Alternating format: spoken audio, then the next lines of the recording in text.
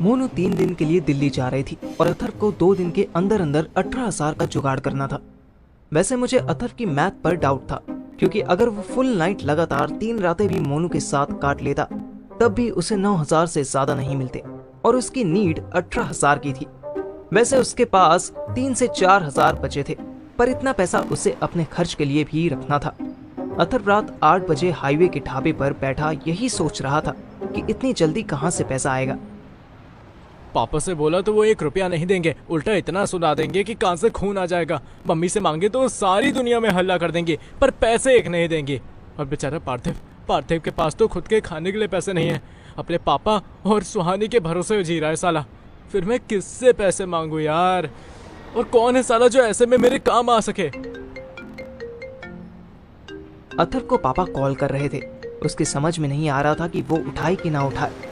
Same time पर मैंने उसको मैसेज कर दिया था कि रेड फ्लैग, पापा या सुनीता आंटी का फोन मत उठाइयो। अथर्व मेरी बात कैसे काट सकता था, लेकिन पापा भी उसे बार बार फोन कर रहे थे। अथर्व ने फोन साइलेंट करके रख दिया। यार पापा को क्या हो गया है? क्यों पगलाए जा रहे हैं? वो बेचारा अभी जानता नहीं था कि पापा एक्चुअली सही बात पर पगला रहे थे। एएसआई रघुवीर और उसका वफादार हवलदार महेंद्र हॉल में बैठे हमारी बाइक चोरी की वीडियो पापा को दिखा रहे थे। मैं उन दोनों के सामने मुंह नीचे करके बैठा था। देखो शर्मा जी, आपकी इज्जत बहुत है हमारे दिल में। जे पता होता आपके बेटे की मोटरसाइकिल है तो यकीन करो झट से छुड़वा देते, पर ऐसे चोरी करके ले जाने की क्या जरूरत थी? पापा मुझे घूरने लगे। मैंने आंखें नीचे कर ली। रघुवीर जी, अब लड़के हैं और लड़कों से गलती तो हो ही जाती है। हाँ तो फिर लड़कों के डंडे भी तो टूटे हैं, इनकी बजाय भी जाएगी कि नहीं? मैं आपके धोरे बस इतना कहने आया हूँ कि आपका लौंडा बच सकता है, लेकिन ये क्या नाम है रे तेरा? हाँ पार्थिव। ये पार्थिव पहलवान तो गया। ये कैसी बात है? मतलब अथर्व बच सकता है पर पार्थिव नहीं बच सकता? जी बात यूं है कि हम पहले तो इसी के घर गए थे। अरे मास्टरमाइंड तो यही है ना, यही तो प्लान बना रहा था। 1 घंटे की वीडियो में सब दिख रहा है, तो हम इसके घर इसके बाप को यही वीडियो दिखाने लगे। वो तो उल्टे हम ही पे चौड़े हो रहे कि कर लो जो करना है, देख लूंगा मैं, अलाना फलाना। अशोक का तो स्वभाव ही ऐसा है रघुवीर जी, आप इसको अलग मत समझो। दोनों बच्चे इसी घर में खेले खाए हैं। आप ये बताओ कि करना क्या है? 1 लाख। मेरी और पापा दोनों की आंखें बड़ी हो गईं। ये क्या मांग रहे हो रघुवीर जी? इतनी सी बात के 1 लाख? 1 लाख एक बच्चे के? अरे थाने से चोरी करते पकड़े गए हैं। 2 लाख से नीचे की तो मोटरसाइकिल भी ना लग रही। अरे पर वो बाइक थाने की नहीं, हमारी है ना। तुझे बीच में बोलने को किसने कही है? बड़े बात कर रहे जब। ये शिक्षा दी है शर्मा जी आपने। कितना भी कह लो, एक घर के बच्चे पर बाप का असर तो आता ही है। पापा ने कोई जवाब नहीं दिया। देखो जी, थाने में जब भी कोई चीज जमा होती है तो जब तक उसका गेट पास ना निकले, उसके चालान पूरे ना हो या कोर्ट का ऑर्डर ना लगा हो, उसको बाहर नहीं ले जाया जा सकता। अरे हम पुलिस होके हम ना ले जाते, ये तो स्टूडेंट होके चोरी करने लगा। ऐसा लग रहा था जैसे डोर बेल नहीं, मुसीबत की घंटी बजी हो। एक के बाद एक प्रॉब्लम्स दरवाजे पर आ रही थी। मुझे तो पूरे चांस लग रहे थे कि आज मैं इस घर से भी निकाला जाऊंगा। मैं जाकर देखता हूं। तुम बैठो। सुनीता, सुनीता, देखना तो कौन है? आंटी ऑलरेडी गेट खोलने जा चुकी थी। वो बाहर से ही चिल्लाई, अशोक भाई साहब आए हैं, आइए आइए। मैं और पापा एक दूसरे की तरफ देखने लगे। रे अशोक, तेरे पिताजी है ना छोरे? मैंने बस गर्दन हिला दी। मेरा बाप अंदर आया, हाथ में अंग्रेजों वाली छड़ी और मुंह पर ऐसे एक्सप्रेशन जैसे उनको 3 दिन से पॉटी ना हुई हो। आओ आओ अशोक, बैठो। दोनों आदमी अभी 4 दिन पहले एक दूसरे से बहस कर रहे थे। अब अचानक से मेरे बाप का ऐसे घर आना सबको थोड़ा ऑकवर्ड कर रहा था। वैसे मेरा बाप तो जिसके भी घर जाए वो ऑकवर्ड हो जाता था। सोफे पे मुझसे थोड़ी दूर बैठ गया। तू अपनी मम्मी को लेने क्यों ना गया? ऐसे मौके पर इस लेस इंपॉर्टेंट बात करने का क्या तुक था, मुझे समझ नहीं आया। हाँ, वो उन्होंने मना। ये कहानी घर घर की बाद में कर लियो अशोक साहब। अभी शर्मा जी और मैं काम की तो बात। बैठ तू, बकवास नहीं। मेरे बाप के मुंह से एएसआई रघुबीर के लिए ऐसी टोन सुनकर मैं और पापा दोनों सहम गए। ये आज अपने साथ साथ हमें भी जेल भिजवाने का सोच कर आए थे।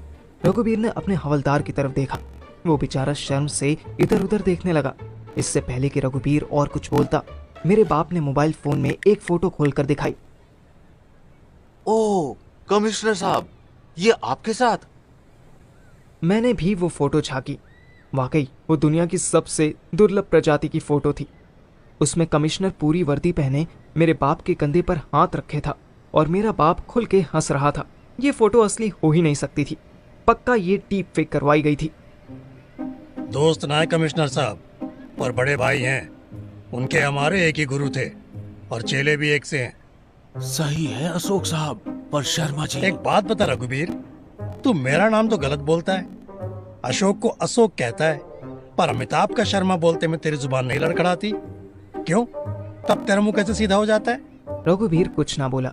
मैं, पापा, हवलदार महेंद्र और एएसआई रघुबीर, हम सबका मेरे बाप की एंट्री के बाद से ऐसा मुंह बन रहा था जैसे कमरे में कोई मिसाइल आकर गिर गई हो और कभी भी फटने वाली हो। अब तेरी जुबान नहीं खुलेगी। चल कोई ना, मैं बोलता हूँ। ये बच्चों ने अपनी मोटरसाइकिल तेरे थाने से खुद निकाल ली। तेरा सारा रंडी रोना इसी बात का है ना? अशोक घर में है यार, कैसी बात कर रहे हो? मेरे बाप ने पापा को एक सेकंड घूरा, फिर करेक्ट किया। तेरा वैश्य विलाप यही बात का है ना?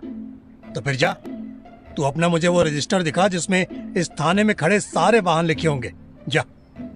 देखो अशोक भाई, ऐसा नहीं होता।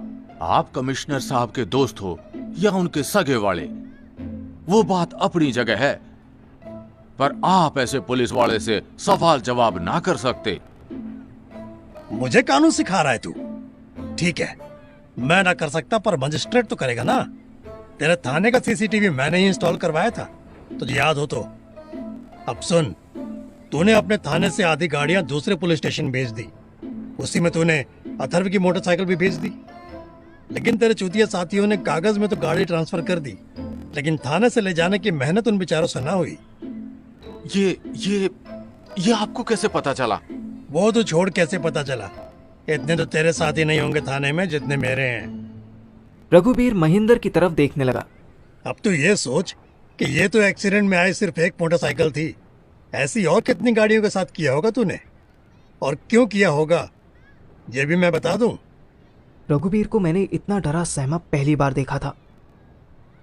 क्यों किया होगा अशोक, मुझे बताओ। अरे शर्मा जी, चोर तो बस बदनाम है, असली डकैत तो ये साले हैं।